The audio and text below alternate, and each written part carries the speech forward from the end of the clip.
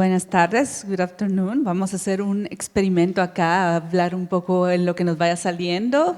Las dos somos bilingües, pero no es nuestro primer idioma el de la otra, entonces saldrá interesante, pienso yo. Sí, puede ser.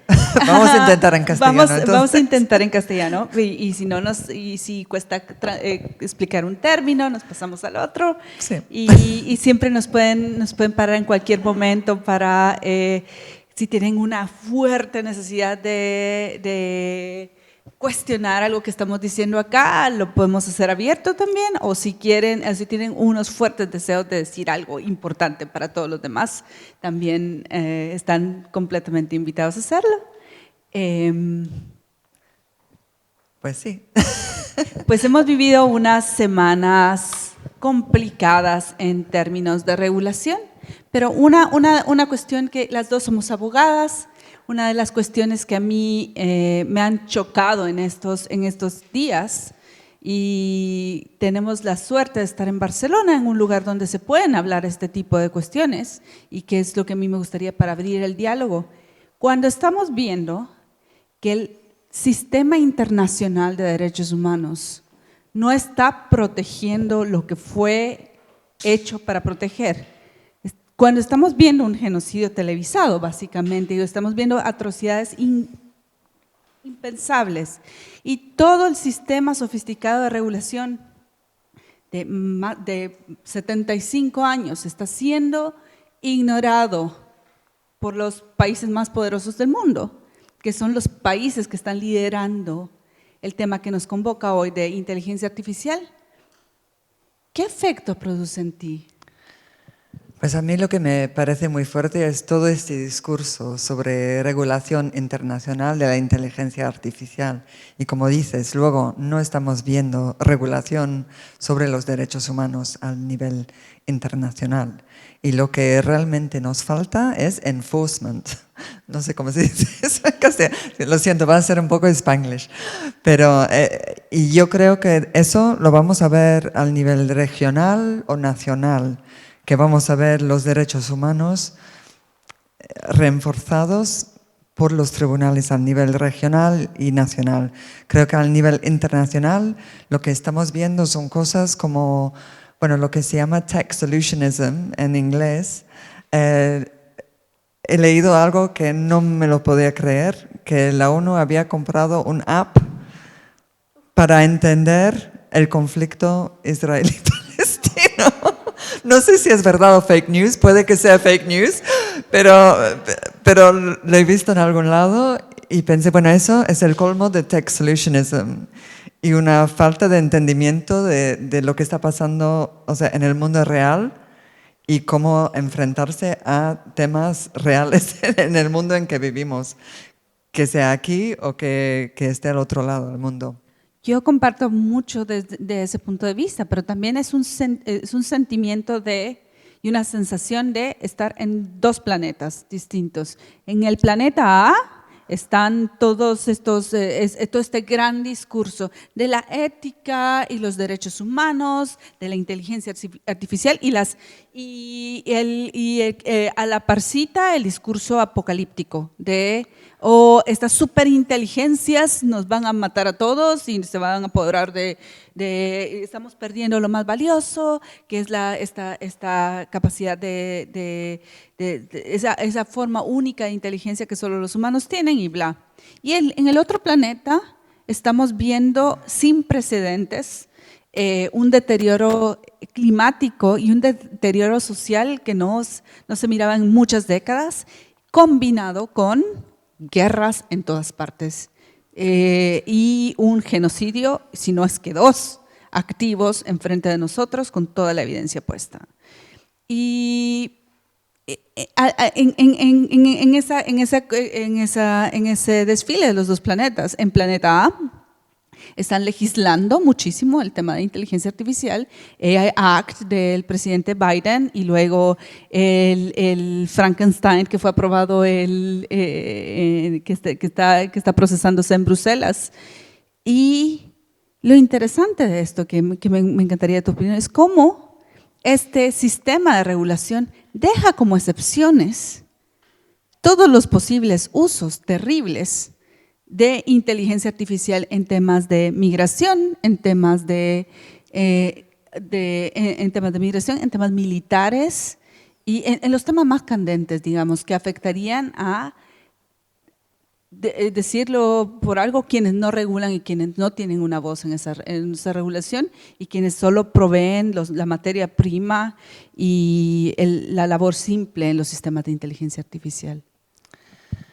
Pues sí, son temas muy, muy complicados. Yo creo que viene también de cómo vemos al Estado de Derecho. Y bueno, y yo también, o sea, vengo de un país en que en noviembre pensaba que tenía una pesadilla cuando de repente en la radio por la mañana oigo a Elon Musk hablando con el primer ministro y diciendo que la inteligencia artificial nos van a quitar los empleos, que ya no vamos a tener que trabajar y que qué bien que la inteligencia artificial también puede ser tu amigo. Así que ya no necesitas ni empleo ni amigos. Y mientras tanto, como dices, o sea, estamos aquí con el COP28 en Dubái y ¿quién está hablando en esos temas de AI safety, de temas medioambientales en la producción, pero también el uso de la inteligencia artificial? O sea, una búsqueda por buscador normal ya está utilizando mucha energía, pero con inteligencia artificial usa 20 veces más. O sea, cada vez que tú buscas cualquier bobada en internet, que buscas el restaurante de al lado, el horario, si lo haces por un buscador IA, pues eso está costando 20 veces más energía que un buscador normal. Y ahora, antes del IA, ya teníamos no sé cómo se dice, ICT sector, o sea, el sector de telecomunicaciones, que algunos dicen que utiliza el 1% del carbon emissions, o sea, en el mundo. Y eso ahora lo estamos, o sea, creciendo de una forma completamente inestimable. Y eso va a tener efectos, igual no ahora en Londres, pero en otras partes del mundo, donde está utilizando agua, donde está utilizando, o sea, trabajo barato o casi de esclavitud. O sea, todas esas cosas, esos efectos reales están ya en la máquina para que nosotros podamos utilizar un buscador de inteligencia artificial para entretenernos en el norte.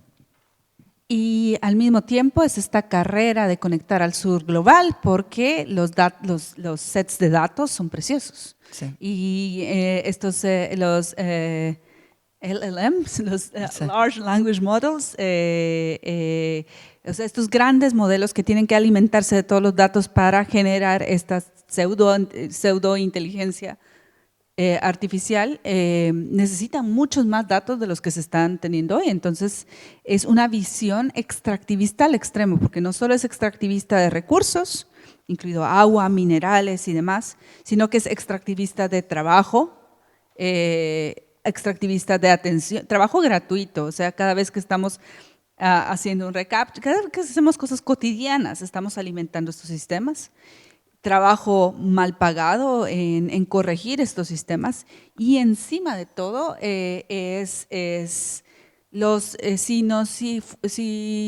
cuando hablamos del libre flujo de los datos, que es un tema súper debatido y una constante tensión entre Europa y Estados Unidos, porque aquí está el GDPR, es básicamente si esto fuera una carretera que está transportando mercancías. El transporte, el free flow of data, el libre flujo de los datos, es camiones llenos de datos en una sola dirección. O sea, no es libre flujo, ¿no? Todo lo que viene regresa empaquetado en productos y servicios que no pagan, que no tributan acá, que no se controlan acá y que no están beneficiando los supersistemas que se desarrollan acá. Sí. Esa desigualdad es algo, o sea, muy importante. Creo que tenemos que seguir mirando en el desarrollo de la inteligencia artificial, que ya lo hemos estado viendo desde hace años y décadas ya con el desarrollo de la tecnología y que se va a poner cada vez peor. Creo que también con la inteligencia artificial vamos a ver un cambio profundo en el medio ambiente informacional, ¿no? O sea, en nuestro mundo de información y en el Internet.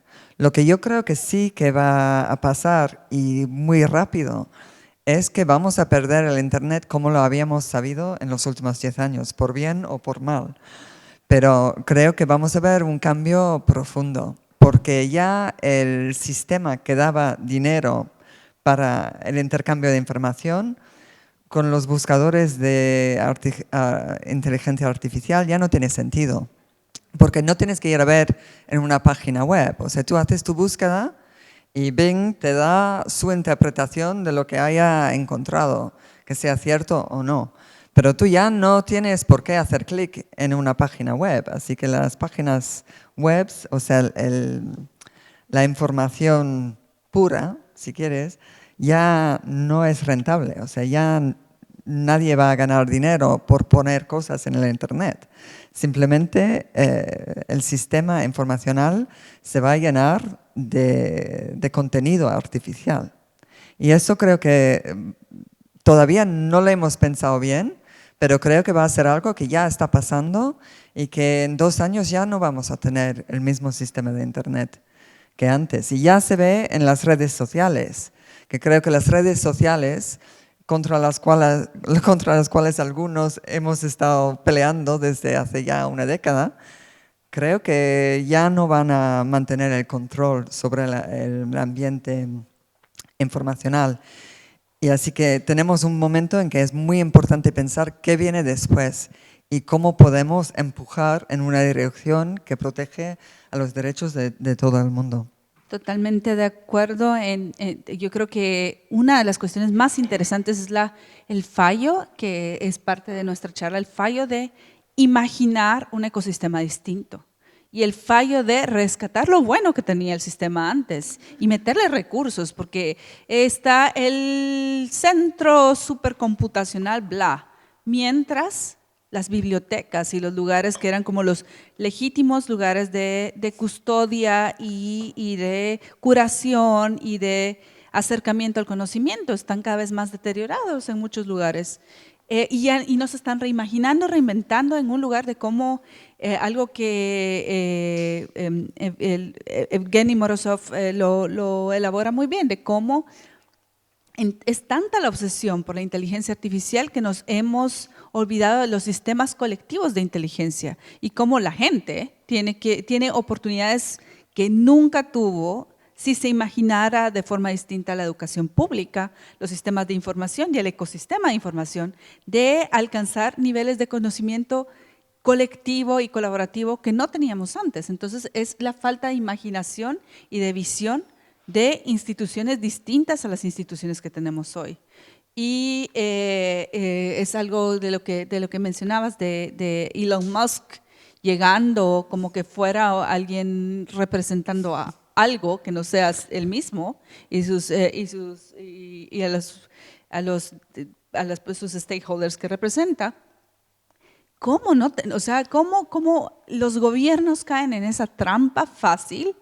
Es casi como una religión. Si ustedes se ponen a ver los videos, por ejemplo, del Web Summit y ver ese montón de chicos europeos gritando a estos tipos que lideran compañías tecnológicas como que fueran rockstars y muriéndose por ser parte de este sistema de extracción, nos damos cuenta que el problema no es solo la tecnología, el problema es el culto alrededor de la tecnología y el abandono de imaginar modelos distintos de instituciones que nos permitan aprovechar la tecnología de hoy, aplicar valores distintos y que el resultado de eso sea mejorar la calidad de vida de las personas. Sí, y hablaste antes de bibliotecas y creo que, bueno, un ejemplo reciente que muestra también el problema de la dependencia del tech solutionism. Es la Biblioteca Nacional Británica se ha abierto profundamente a la tecnología, que eso va a transformar el mundo informacional, etcétera, etcétera. Bueno, este otoño ha sido la víctima de un ataque de ransomware tan fuerte que todos los sistemas de la Biblioteca Nacional Británica están fuera de uso durante meses y meses. Y para autores, o sea, como yo hago parte de lo que se llama el Public Lending Right, que está arreglando o gestionado por la Biblioteca Nacional. Así que la Biblioteca Nacional tiene todos los datos, pasaporte, dirección personal y todo de todos los escritores británicos o irlandeses que están apuntados a este sistema. Y eso está ahora, me imagino, pues en la dark web, por el ransomware. Pero lo que sí es que justo antes, y no sé exactamente la fecha en que haya pasado, pero yo he recibido ya varios emails diciéndome, no te preocupes, pero igual mejor vayas a cambiar tus passwords en otro apps. Y no sabemos exactamente cuándo vayamos a poder pagarte el Public Lending Rights. Y no sabemos exactamente cuándo vaya a estar todo bien de nuevo. Y eso muestra el riesgo. Si hay una dependencia total en la tecnología, pues solo hace falta quitar la luz. O una brecha de seguridad como ransomware. Y eso, si lo piensas en el sistema de salud, en el sistema de educación, en cualquier sistema sensible para los seres humanos, esa dependencia es un riesgo enorme para todo el mundo. Y es lo que estamos viendo con este hype, con este culto, como dices, que nos dice que eso puede solucionar todo, que eso nos va a hacer la vida mucho mejor. Y en muchos casos, o sea, hemos visto varios ahora en Estados Unidos, han empezado con los procesos de fraude. O sea, vimos a Theranos, que era una compañía que decía que podían hacer pruebas de sangre con un poquito de sangre, o sea, es muy rápido, o sea, muy barato, que eso va a revolucionar completamente el sistema de salud mundial. Lo único es que era mentira, o sea, no existía la tecnología. La mujer que lo montó, pues se pasó un año en la universidad y luego tuvo su gran idea, pero la tecnología no estaba. Y ahora está en la cárcel durante 11 años, creo, y su novio 13. Pero, y les han dado como una multa para pagar a las víctimas de millones y millones de dólares. Pero si puedes imaginar, o sea, la cantidad de dinero que se ha invertido en esta compañía durante años y años, que hubiera podido pagar a médicos, por ejemplo, en hospitales de verdad. Y eso solo es un caso. Yo creo que vamos a ver más y más casos de este tipo de fraude directo. Y si no es fraude, también vemos, o sea, hay toda una cantidad que también después de millones o billones de inversiones se queda en bancarrota. O sea, después de 10 años de hype, ya no hay nada. Y junto con eso hay un nuevo riesgo con toda esta ola de la inteligencia artificial general, que todavía no es una realidad, pero que dicen las compañías que está a la vuelta de la esquina, que va a transformar todo radicalmente. La preocupación que yo tengo es una preocupación que es más de países de primer mundo como España, es una nueva ola de privatizaciones silenciosas de todos los sistemas públicos. O sea, que vengan estos vendedores de humo como Musk y otros, mucho más discretos y secretos, a decir, bueno, vamos a automatizar y vamos a hacer que todo se sincronice en el sistema de salud. Eso va a significar no es necesariamente una experimentación con lo público, sin que se imagine desde una lógica de lo público, sino es experimentación con lo público desde una lógica de lo privado fuera, o sea, de lo privado que no está localizado en las comunidades y compartido con las comunidades, diseñado con el único propósito de lucro. Y algunas veces de lucro y control político. Entonces, es una gran preocupación porque si se ve el sistema de educación, el sistema de salud pública, los sistemas de controles ambientales, o sea, las maravillas que nos venden de cómo la inteligencia artificial va a cambiar esto. de verdad podrían ser cosas maravillosas si se pensara, bueno, el sistema educativo de Cataluña dijera, bueno, ¿qué vamos a hacer con todos estos datos? Podemos mejorar, podemos hacer que el idioma se preserve, podemos hacer muchas cosas buenas. Esa lógica de lo comunitario, de lo que se mejora con contribuciones colectivas, no es la lógica de la inteligencia artificial hecha en Silicon Valley, que es la prevalente. Y tristemente, cuando hay iniciativas similares en Europa, en Asia y demás, todos se dedican a imitar lo que ven en Silicon Valley, en ese culto ciego del que les hablo. Y cuando se tratan de hacer cosas diferentes, no hay recursos. Entonces, ese es el otro tema que me preocupa, de debilitamiento de lo público, que al final estas compañías hacen lo que quieren, se van y dejan un sistema más débil y sin recursos. Sí, absolutamente. O sea, yo este verano pasé 7 horas en urgencias en Inglaterra. En Inglaterra el sistema de salud se está privatizando cada vez más. Así que 7 horas en urgencias con una pantalla ahí que ponía ponse en contacto con su administrador porque su licencia está caducada. Y yo pensé, bueno, eso es realmente el tech solutionism en acción en el hospital, que aquí no hay médicos, no hay enfermeros y tampoco tenemos la licencia para la publicidad en el mismo hospital. Así que creo que sí, que tienes mucha razón en eso. Y creo que sí, una cosa que es muy importante, no esperar a la regulación, al reglamento internacional antes de poner límites en lo que se puede hacer con la tecnología y la inteligencia artificial, sobre todo en los servicios públicos, que sea educación, que sea salud, que sea justicia.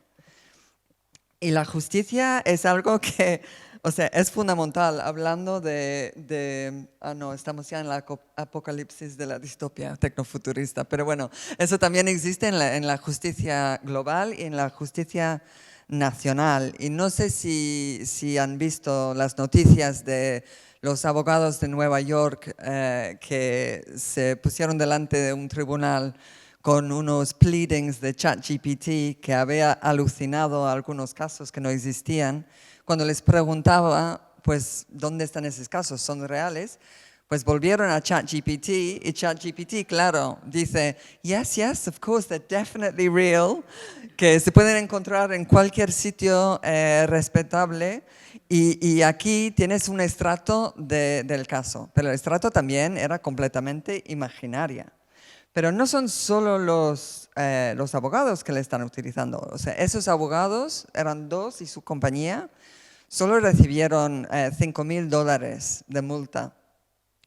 Por mí eso me parece muy poco y yo no sé qué les va a pasar y que si su colegio de abogados les va a hacer algo más al nivel de reglamento, pero yo creo que eso se debería de poder, o sea, se debería de poner en sitio reglamentos locales para controlar lo que los abogados pueden hacer con la inteligencia artificial y lo que no. Y que también al nivel de los jueces. Y en América Latina, sobre todo, he visto casos en Colombia, en Perú, de jueces, o sea, diciendo así, tan orgullosos que habían utilizado ChatGPT en hacer sus juicios. Y también en Pakistán lo he visto en un caso, un juez utilizando en un caso de un adolescente en un tema penal donde el niño estaba acusado de violación de otro niño y el juez se pone a jugar con ChatGPT en su juicio.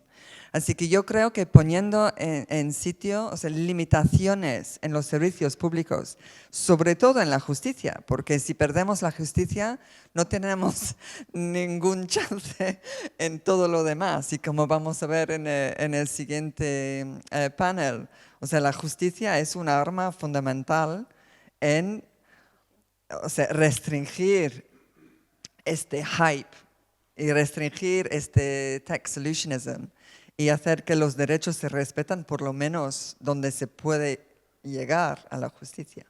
Y sobre todo lo que tú decías de la justicia local. Lo vimos en todos los casos que abrió la Audiencia Nacional. A veces local global es una combinación interesante con la jurisdicción universal, los casos que se trajeron. Yo creo que debemos jugar un poco entre lo local y lo global para lograr hacer ese enforcement al que tú te referías. Algo de lo que a mí me preocupa también es que estos grandes modelos, corremos también un riesgo de un imperialismo cultural, porque lo que están aprendiendo los grandes modelos de lenguaje que están alimentando estos sistemas, están alimentando, es como que fuera un niño que solo come papas fritas. Es básicamente comida basura, contenido basura en la mayoría de los casos, porque ya se les acabaron todos los vegetales que iban a alimentar los sistemas. Entonces ahorita están comiendo comida basura y comida basura solo en inglés. O sea, es contenido basura en un idioma o en 2, 3 idiomas. Entonces el borrado cultural, intelectual, el borrado de contexto que esos sistemas van a tener. Va a ser que cuando se empiecen a implementar en formas sofisticadas en sistemas de educación de niños de primaria, los niños de kinder y primaria son los que más preguntan de todo. Y le va a decir la madre o el padre, ve y pregúntale a ChatGPT y va a decir cualquier cosa que está, aunque esté a un modelo súper sofisticado, va a tener esos sesgos. No están diseñados para responder a nuestra diversidad idiomática, cultural y de contexto. Son sistemas imperiales, básicamente. Sí, imperiales y sexistas. O sea, voy a utilizar… Y racistas. Pues sí, y racistas, pero voy a utilizar eso para hacer una publicidad para mi libro, que acaba de salir en castellano, también que en inglés. Pero yo al principio, o sea, cuando salió ChatGPT, yo como todo el mundo, pues le pregunté a ChatGPT quién es Susi Alegre. Y dice que yo no existo. Vale, bueno. Pero luego le pregunté, pues, ¿quién escribió el libro Freedom to Think? Y me dice un hombre, no me acuerdo, un David, probably, o sea, un australiano. Y le digo, pues, ¿seguro? Ah, no, lo siento. Y me sacó otro nombre, otro hombre blanco. Me sacó 20 nombres y eran 20 hombres y al 21 me saca una mujer, pero ella se llamaba Bobby Stevens. Así que por el sistema del Large Language Model, pues es 2 hombres. O sea, Bobby y Stevens son 2 nombres de hombres. Así que eso para mí me mostraba cómo este sistema nos borra completamente de nuestra propia historia. Y lo peor es que después de todo eso le pregunto si puede escribir un párrafo sobre la libertad de pensamiento en el estilo de Susi Alegre y eso sí te da. Así que puede copiar perfectamente mi estilo, pero yo no existo. Y una mujer, claro, una mujer pensar, pues ni hablar. Así que este sistema para mí es tan peligroso en todos los niveles, como tú dices, racista, sexista y también entrenado en mentiras del mundo anglófono, básicamente. O sea, no está entrenado con la verdad. Y creo que sí que es un riesgo para el patrimonio cultural global de la humanidad. O sea, es algo tan profundamente problemático porque además de cambiar la historia, de cambiar el derecho, o sea, esos ejemplos que yo he dado, bueno, una vez que estos casos se meten en el sistema de justicia, pues van a salir como casos reales, o sea, sus principios van a salir por jueces, o sea, y si eso no llega al apelado, pues ahí queda. Y eso también por la literatura. Ahora estamos viendo que Amazon ha limitado el número de novelas autopublicados que se puede upload al día a 3. Así que si vas a ChatGPT o lo que sea, puedes escribir 3 novelas por día y ponerlos en Amazon. Claro, serán, o sea, una basura, pero ahí están en Amazon. Y eso como desvalúa el valor de la creatividad humana, de las ideas humanas. O sea, básicamente no deja espacio para el humano.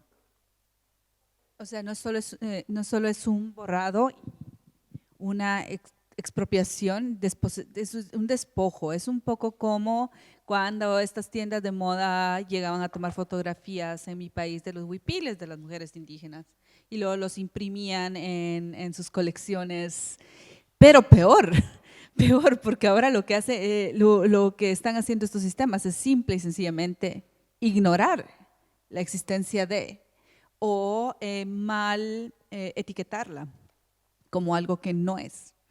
Y el punto aquí también es, bueno, tenemos estos sistemas súper concentrados y este como post-apocalíptico framing bueno, la regulación nos va a salvar.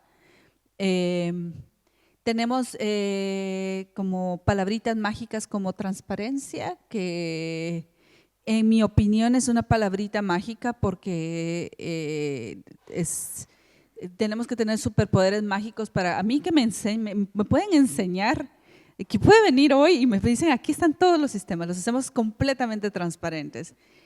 Cuando yo no, y en mi organización hay tecnólogos, y hay tecnólogos buenos de interés público que entienden código, que entienden de temas de inteligencia artificial. Tendríamos que pasar para auditar un sistema, un microsistema, tendríamos que pasar a dedicarnos un año a ello. Entonces, el balance de poder es demasiado. Y la cantaleta es una cantaleta realmente de que solo es esta manera de hacer inteligencia artificial con ellos y solo son estos sistemas y solo no hay una alternativa a esto. Creo que lo que me convoca acá, o sea, yo quiero revertir ese discurso y decir, claro que hay posibilidades de aprovechar el desarrollo tecnológico que tenemos hoy y encontrar alternativas colaborativas que puedan traernos nuevas instituciones, nuevos sistemas y nuevas formas de convivir con la tecnología que no sean bajo esas lógicas extractivistas y demás. Pero por supuesto, probablemente nos va a llevar más tiempo, probablemente nos va a llevar más gente, probablemente va a llevar más paciencia a que estos sistemas funcionen. Nunca van a funcionar como los sistemas de ellos, pero no necesitamos necesariamente que funcionen como los sistemas de ellos. Necesitamos, como lo que decía, no necesitamos que se gaste cualquier cantidad de agua y que se gaste cualquier cantidad del tiempo de los niños que ya no salen a jugar pelota y hacer otras cosas en estos sistemas. Necesitamos ciertas tecnologías para ciertos propósitos y que necesitamos que esas tecnologías sean nuestras. Y yo creo que aquí en Barcelona es uno de los ejemplos, ya lo están piloteando en varios temas, de que sí se puede, claro que sí se puede, y claro que sí se puede luego federar estos sistemas o compartirlos o abrirlos para no tener que reinventar la rueda. Y con eso les arruinamos el negocio y les arruinamos el discurso también. Sí, creo que es muy importante ver a qué sirve y para qué, ¿no? Y hay este famoso cuento, que tampoco sé si es fake news, pero que la NASA pasó años viendo cómo hacer un bolígrafo que funcionara en el espacio y que los rusos llegaron con una lápiz, porque claro, una lápiz funciona en el espacio, no hace falta un bolígrafo. Y creo que es muy importante viendo si la tecnología puede ayudar, pues puede que simplemente que no. En algunas situaciones igual y no. Creo que sí que hay oportunidades. Hay que ver lo que hay ahora en el entorno. Por ejemplo, en la educación se habla del tema de que ahora ya no se puede hacer ensayos. O sea, no merece la pena dar a un niño sus deberes, hacer un ensayo, porque va a ser ChatGPT que lo haga.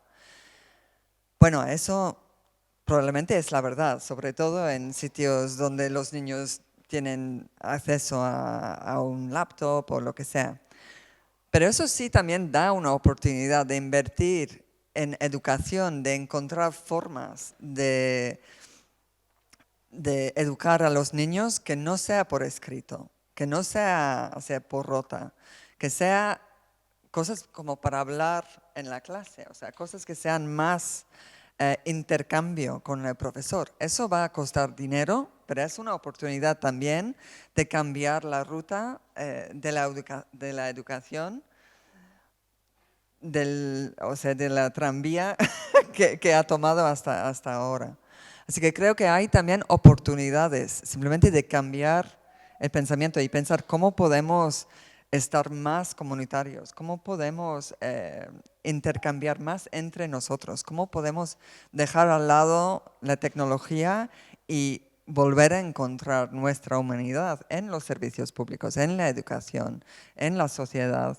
Así que creo que no hay que verlo como el apocalipsis. Hay que verlo como, pues, ¿qué podemos hacer para no estar dependientes de eso? También creo que, y sé que vamos a escuchar ejemplos en el panel que viene, pero creo que sí que la justicia y acceso a la justicia es muy importante, porque muchas veces las compañías tecnológicas y también los gobiernos tratan la tecnología como si fuera algo fuera de la ley, ¿no? Que no hay leyes. Nos dicen que no hay reglamento, no hay ley, así que no sabemos qué hacer. Bueno, si realmente hubiera acceso a la justicia para la gente o sea, que puede ser también, por ejemplo, cosas como defensores del pueblo, para decir, bueno, cómo la ley se aplica a esto en concreto, pues vamos a ver que no hay un black hole legal. La verdad es que las leyes de siempre, las leyes de los derechos humanos, se aplican en todos esos casos. Da igual que sea tecnología que esté torturando a alguien o que lo está haciendo con thumbscrews, es igual las leyes contra la tortura. Y creo que eso es muy importante, pero es el acceso a la justicia que es lo que va a empujar contra eso. No es policymakers en Bruselas con millones de euros de lobbying de las compañías de tecnología para decidir cuál va a ser el nuevo reglamento. Va a ser delante de los tribunales hoy, pero para eso se necesita fondos y acceso a la justicia real.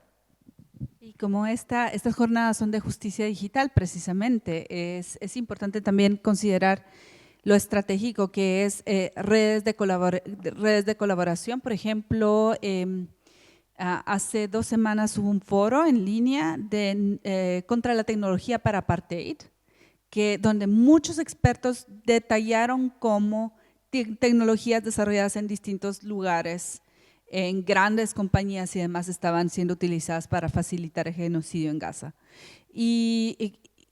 O sea, el litigio estratégico, yo trabajé mucho en litigio estratégico en mi país en temas de genocidio y no de tecnología, pero se aplican las mismas normas. El litigio estratégico es una herramienta para acceso a justicia, pero también es una herramienta que funciona si pierdes y si ganas. Si pierdes, funciona mediáticamente para hacer muy visible un problema. Si ganas, sirve como precedente. En todo caso, que una situación sea procesada a través de un sistema de justicia y que pase por muchos escritorios y que pase por muchos abogados y demás, es súper importante para mantener ese músculo de la justicia. Creo que también debemos, aunque en muchos países no funcionan aún bien, las oficinas de protección a los consumidores y las oficinas de la competencia son súper importantes. Aquí estamos hablando de actores con poder concentrado y estamos hablando también de nuestros derechos que se tienen que ejercer por distintas avenidas. Entonces, esa es otra reflexión, junto con crear las instituciones que queremos, que quizá las podemos crear con las multas que les podemos cobrar a estos.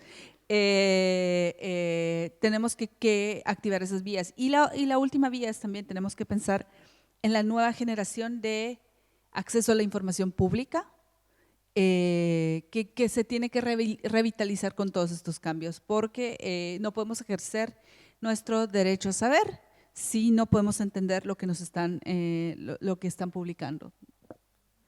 Sí, y creo que es muy importante también con esas instituciones no pensar siempre que necesitamos una nueva institución para algo en particular.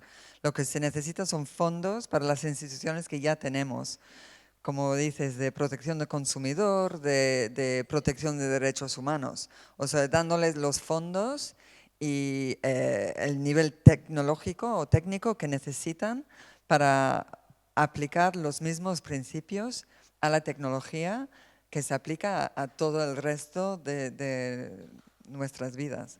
pero también tenemos que reaprender la tecnología, porque el problema es que el sistema de justicia, el sistema electoral y demás están invadidos por cursos pagados por Big Tech. O sea, llega a la oficina de Facebook y les dice, aquí vamos a enseñarte cómo combatir la desinformación. Llega a la oficina de Google y les dice, ok, vamos a digitalizar el sistema judicial y les instalan, o sea, todo se enseña y se instala dentro de la lógica de consumir sus productos. Entonces, es espacios como este y espacios como los de muchas de las organizaciones aquí representadas son los espacios donde tenemos que aprender a enseñar distinto de la tecnología y aprender a no repetir esos discursos de Silicon Valley, incluido el discurso de la AI apocalíptica. ¿Ya nos están diciendo que terminamos? ¿No? ¿Preguntas? Abrimos a preguntas y comentarios. Sí, ¿alguna pregunta del público? Venga, va, no os habéis podido quedar así. Comentarios también, ¿eh? No tienen que ser solo preguntas. Eso.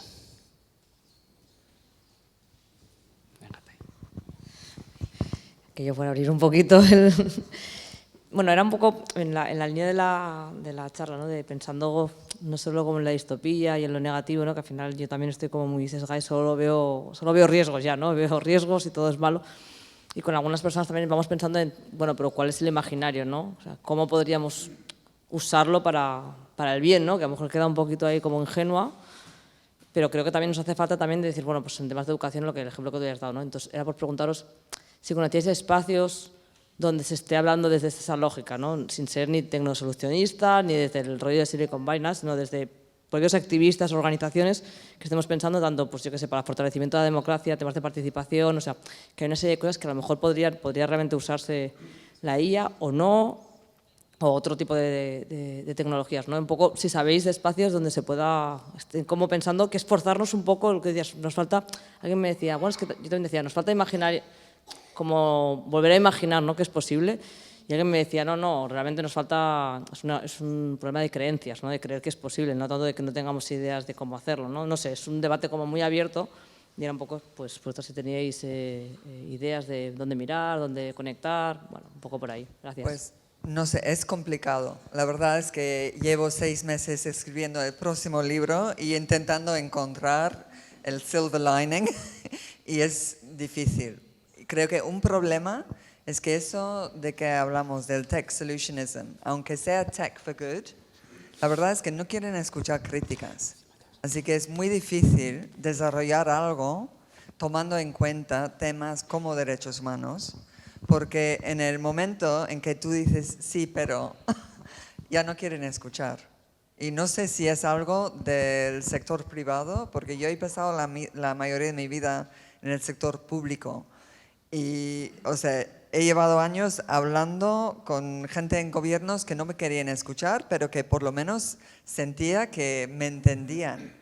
Ahora tengo la impresión, cuando estoy hablando en el sector privado de tech, que no quieren realmente eso de preguntar, ¿estás seguro o has pensado en eso? O sea, eso no se hace. Y creo que es un gran problema. O sea, yo al final, o sea, los ejemplos que encontré era un artista que ha hecho algo, o sea, un comentario súper bonito utilizando AI y un language model que ella ha creado ella misma por mostrar el problema con tech hype. O sea, eso es muy bonito, pero no, tampoco va a salvar al mundo. También gente buscando cómo podemos hablar con ballenas. O sea, eso era lo más positivo que he encontrado en 6 meses. Así que creo que debería de ser posible, pero no sé cómo hacemos para romper este muro entre, o sea, porque para mí el problema es que por el lado activista, claro, siempre vienes y sientes, no sé cómo se dice en castellano, pero en inglés es that you're raining on the parade. O sea, que estás lloviendo en, ¿cómo se dice? Sí. ¿Qué? Sí, eso. Sí, que eres un aguafiestas, básicamente.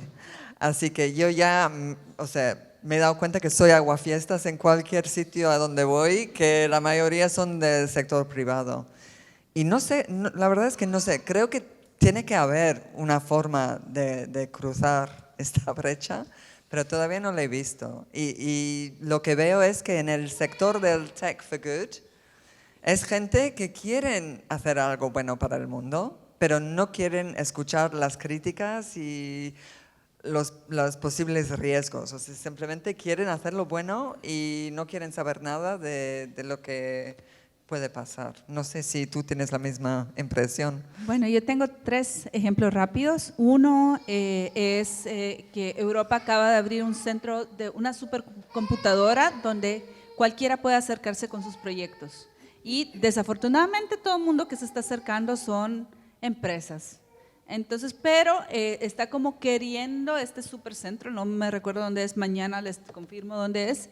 Está súper curioso y abierto de otros proyectos. O sea, una ONG jamás va a poder pagar una supercomputadora. Un gobierno del sur global jamás va a poder pagar una supercomputadora. Es carísimo mantenerla y tenerla y usarla. Está esa oportunidad. Entonces es muy interesante si ya tienes 80% del camino ahí, o sea, el poder supercomputacional, es solo de ver qué cosas se pueden hacer. Es una oportunidad abierta. El número 2, en temas de investigación de biomédica. Eso lo estamos viendo desde la Open Knowledge Foundation. Son como comunidades de investigadores. Estamos tratando de pilotear formas muy modestas de inteligencia artificial para limpiar datasets. Y aunque suene la cosa más mundana y más irrelevante del mundo, el poder compartir investigación biomédica hace que una vacuna salga más rápido o un diagnóstico salga más rápido y no necesariamente es para el mal y las farmacéuticas, también va a institutos públicos. Y un tercer tema muy interesante porque puede ser del bien o del mal, es todo el impulso de infraestructura digital pública. Estamos desde la Open Knowledge Foundation en esta iniciativa nueva que viene desde el UNDP y desde hasta ahora hay 8 países, básicamente la lógica de romper con Big Tech y hacer infraestructura pública abierta, con software libre, que se pueda reproducir y escalar en como bloques, como Legos, digamos, que se puedan ser interoperables y que pueda transferirse de norte a sur o de sur a sur. Esa iniciativa es nueva, le han dedicado apenas 400 millones, pero 400 millones de euros ya suena mucho más a cualquier presupuesto de cualquier ONG haciendo tecnología. Entonces, la idea es que los próximos 5 años, países como Noruega, Brasil, India y demás van a tratar de transferir estas capacidades y tratar de localizar cosas que ya están probadas. Hay muchos riesgos, pero es un nuevo discurso de infraestructura, número 1, infraestructura pública interoperable.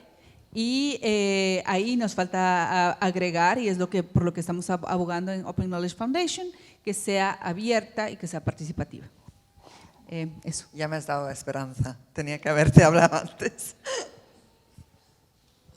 Hola, bueno, muchas gracias por la presentación. No sé, me parece súper útil por muchas razones. Tenía como entre preguntas y reflexiones. La primera es si la inteligencia artificial, o sea, la manera en la que se produce el conocimiento de la inteligencia artificial está tendiendo a monopolios, ¿no? Y estudios nos muestran como Meta, Microsoft y tal están en todos los grandes congresos de inteligencia artificial contratando a la gente que está investigando y tal. ¿De qué manera se puede como regular teniendo en cuenta que ya es un monopolio de facto, sin tener ni idea de cómo funcionan este tipo de cosas? Por el otro lado, y sobre lo que estáis comentando de cómo tratar de convencer a las empresas privadas que desarrollan tecnología de que hay tecnologías que quizá no estaría bien seguir desarrollando. Bueno, la reflexión que tenía es que para mí tiene que ver con, o sea, tú eres una empresa privada y para lo que sirves y para lo que existes es para seguir creciendo, ¿no? Y me pregunto si no hay, o sea, teniendo en cuenta que lo deseable sería poder tender hacia el decrecimiento, pero que las empresas privadas no van a ir hacia allá, si se les pueden plantear formas alternativas de crecimiento que no necesariamente pasen por estas lógicas de desposesión ligadas a la inteligencia artificial. Y en este sentido, y hablando con los imaginarios y con las narrativas, ¿de qué maneras creéis que se pueden undermine este culto tecnófilo que especialmente todas las narrativas de inteligencia artificial están diseminando? Pues yo, por la primera pregunta de monopolio, creo que sí que es un gran problema. Y no sé, pero leí hace un par de días que creo que el Competition and Markets Authority del Reino Unido y igual el FTC también en Estados Unidos están mirando el efectivo takeover por Meta, no por Meta, por Microsoft de OpenAI.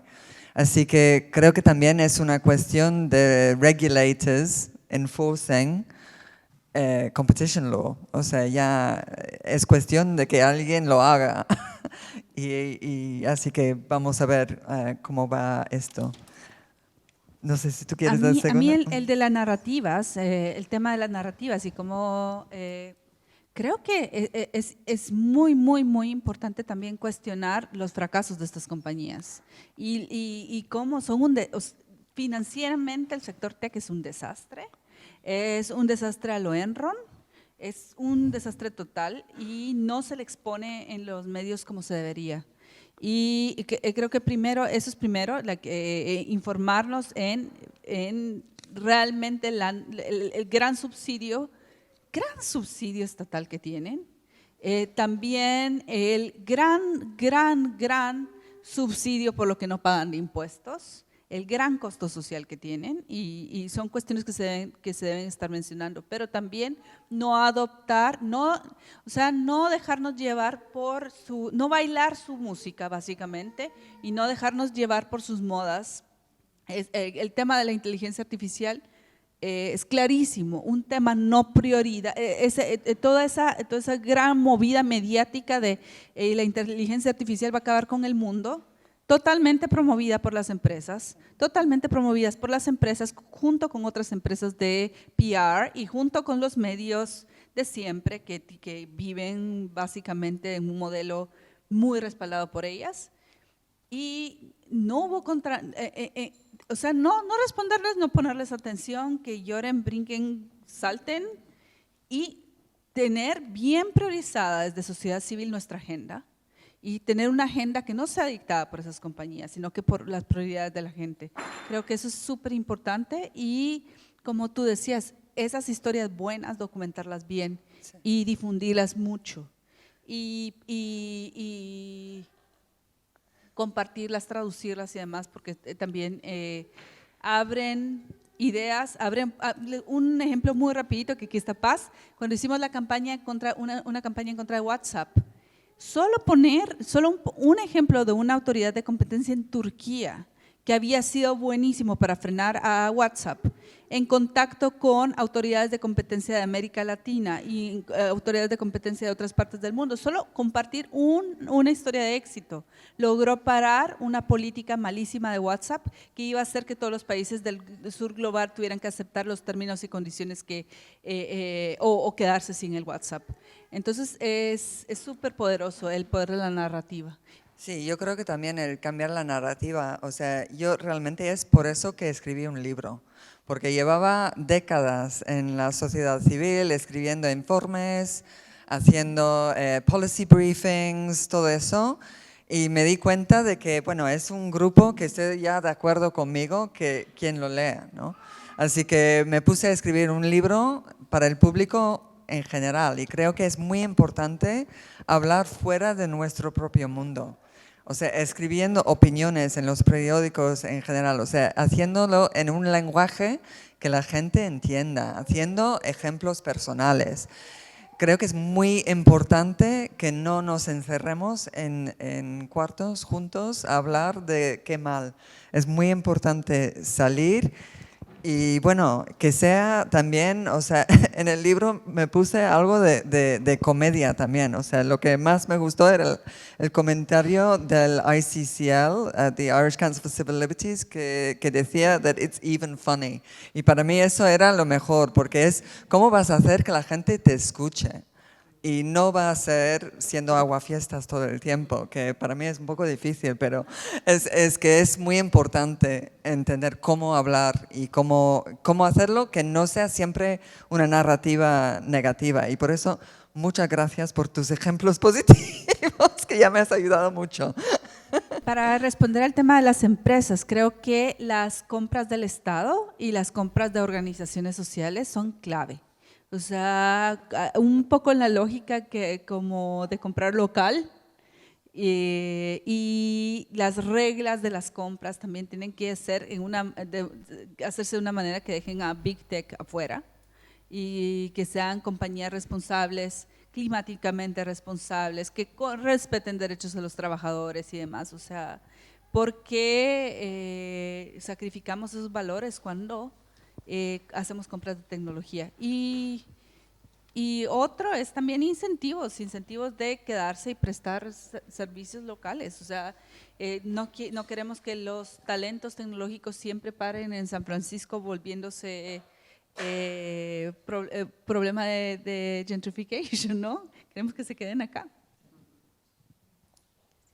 Hola, buenas tardes. Mi nombre es Carla Castillo de Oxfam en El Salvador y primero gracias por la ponencia y pues comienzo también celebrando que estemos en esta ocasión Bolivia, Tunisia, El Salvador, que me parece que justamente es importante tener estas voces, ¿no?, en estos espacios. Yo quizás contando un poco de la experiencia de lo que también ha sido este proyecto. En El Salvador precisamente desarrollamos un estudio de caso sobre narrativas de la desinformación, específicamente en Twitter. Un poco porque precisamente quien tiene el control de lo mediático y lo narrativo por redes sociales en lo digital es el gobierno de El Salvador, ¿no? Y que hemos visto cómo este control en lo digital ha tenido impactos clave en el periodismo, por ejemplo, que de hecho en esta ocasión nos acompaña Angélica Cárcamo de la Asociación Nacional de Periodistas, uno de los actores con los que hemos estado trabajando en este proyecto, y que por medio de este estudio de caso precisamente pudimos documentar y tener una certeza de la dinámica de esta desinformación y cómo esta desinformación pues generaba estos ataques en detrimento del periodismo, en detrimento de organizaciones de la sociedad civil y en detrimento de los derechos al acceso a la información pública, por ejemplo. Entonces, ahora con la pregunta que surgía, que la mencionaban al inicio, sobre cómo se genera gobernanza sobre estas nuevas tecnologías. Entonces, un poco a mí la duda, conflicto, pregunta que incluso la propongo por acá es cómo promover una gobernanza cuando muchas veces pensamos en una gobernanza viniendo desde los gobiernos, por ejemplo, en conflictos cerrados donde precisamente son los gobiernos quienes al tener también este acceso podrían hacer un uso desproporcional y realmente yo no podría imaginar cómo si llega a tener un control un gobierno como un gobierno autoritario, como está pasando en El Salvador, ¿qué podría acontecer si llegara a tener un uso sin regulación de la inteligencia artificial, por ejemplo? Entonces, pero que al mismo tiempo, al hablar de gobernanza, implica que también estos países participen de estos modelos de gobernanza. Entonces, es ahí un poco como la reflexión, ¿no? Entonces, que surge la duda, ¿no? ¿Por dónde comenzamos? A mí me parecía muy importante también el mensaje de WhatsApp el estudio de caso que presentabas. Hoy justo teníamos esta conversación con Angélica sobre el tema de la desinformación y de cómo, por ejemplo, decíamos, ¿será que para abordar el tema de la desinformación en Twitter tenemos que ir a estas grandes compañías, hacer este litigio? Pero sí, no sé, siento que son como muchas dudas, pero igual quería dejar plantada la reflexión que precisamente países como en El Salvador, por ejemplo, tiene un alto impacto el uso de la tecnología, pero de repente pareciera que estamos muy lejos de todo el tema de la regulación o incluso lejos de los actores donde están generándose esos diálogos, ¿verdad? Que por eso reivindico la importancia de poder estar presente aquí. Gracias.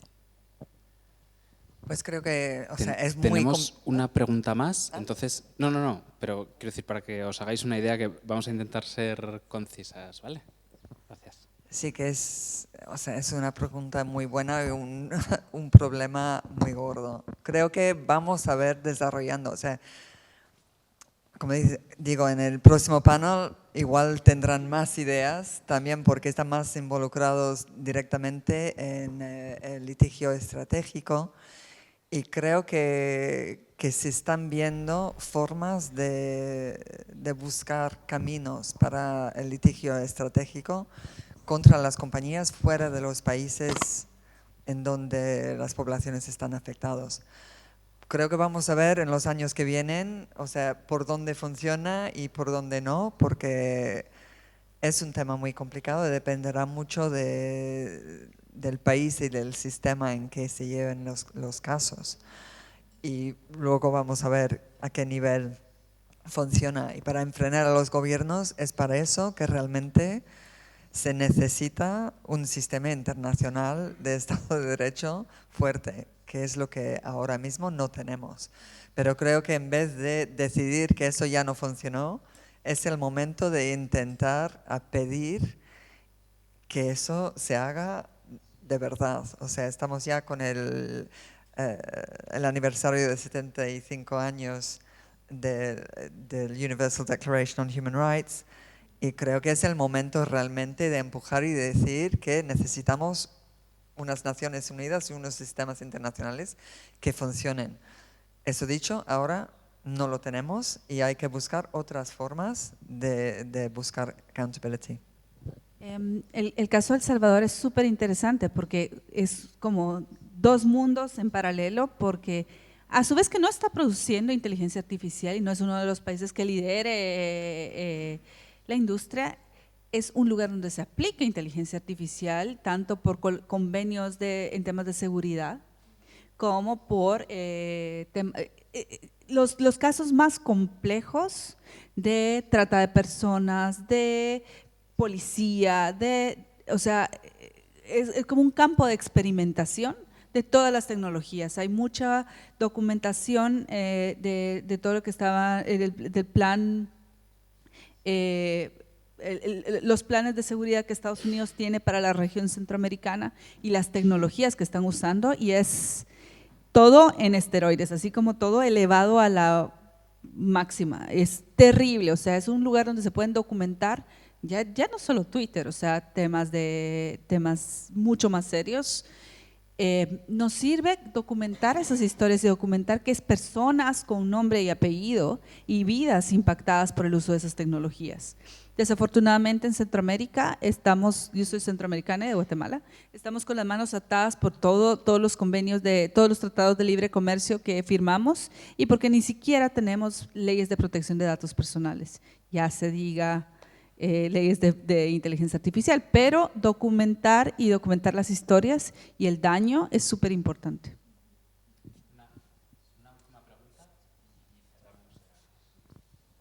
Gracias.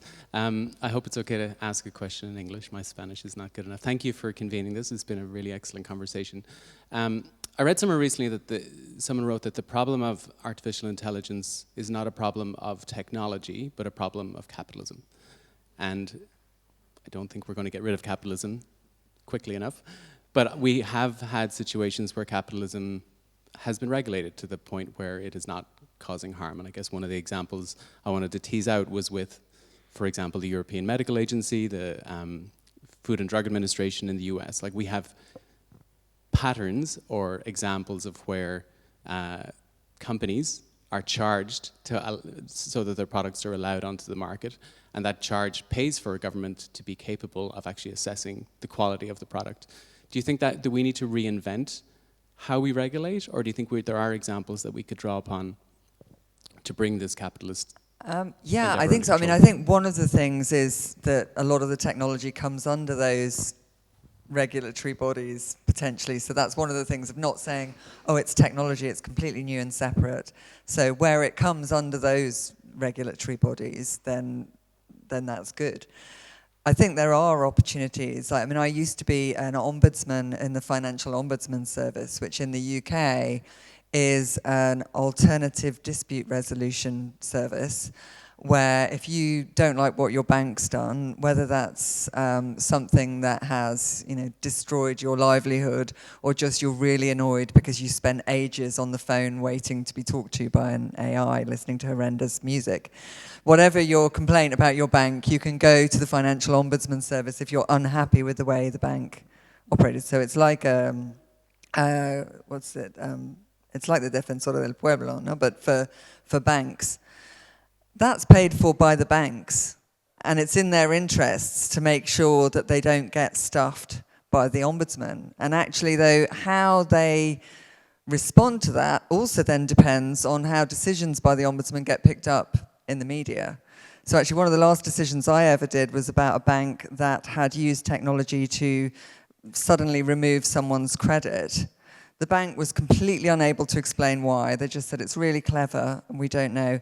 It's probably something to do with her history. So I said, okay, we'll get her credit history, point to what it is on her credit history. They couldn't. So I said, okay, well, for the ombudsman, you have to decide what's fair and reasonable.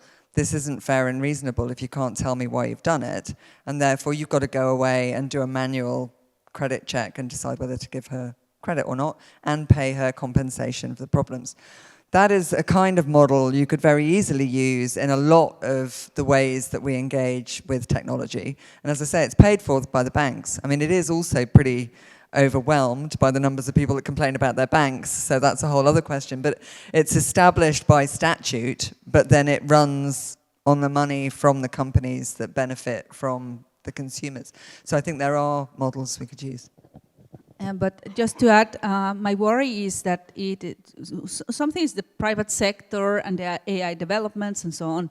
My real worry is all the weaponization of AI, and the AI used by police, AI used by the military, and and all this paranoia against China and so on. So because the incentive of this, basically the incentive of military contractors, is very different from the incentive of companies.